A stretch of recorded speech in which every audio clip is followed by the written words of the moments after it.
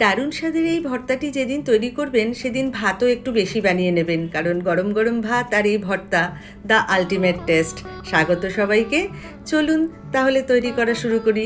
নিয়ে নিয়েছি কিছুটা ঢ্যাঁড়স বা ভেন্ডি, ভালো করে ধুয়ে কাপড় দিয়ে শুকনো করে মুছে তারপর ছোট ছোট টুকরো টুকরো করে প্রথমে কেটে নিতে হবে। এটি একটি দক্ষিণ ভারতীয় খাবার। কর্ণাটক আর অন্ধ্রপ্রদেশে এটি ভীষণভাবে জনপ্রিয়। আমরা তো বলি ঢ্যাঁড়সের ভর্তা। দারুণ টেস্ট হয় খেতে। এর সাথে আর নিয়ে নেব কিছুটা পেঁয়াজ।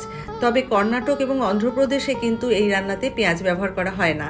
আমরা তো বাঙালি, আমাদের ভর্তা মানেই একটু পেঁয়াজ, না হলে যেন খেতে ভালো লাগে না।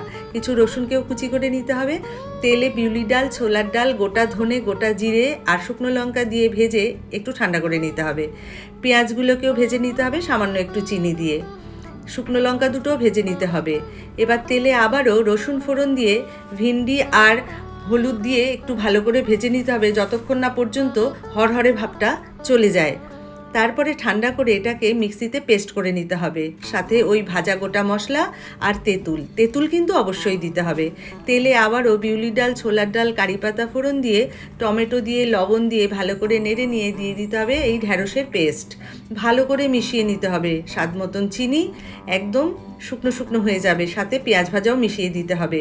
ব্যাস তৈরি হয়ে গেল ঢ্যাঁড়সের ভর্তা। খুব কম সময়ে সহজেই তৈরি করে নেওয়া যায়। তবে কর্ণাটক আর অন্ধ্রপ্রদেশে এর নাম ভেন্ডিকাই চাটনি। দারুণ টেস্টি।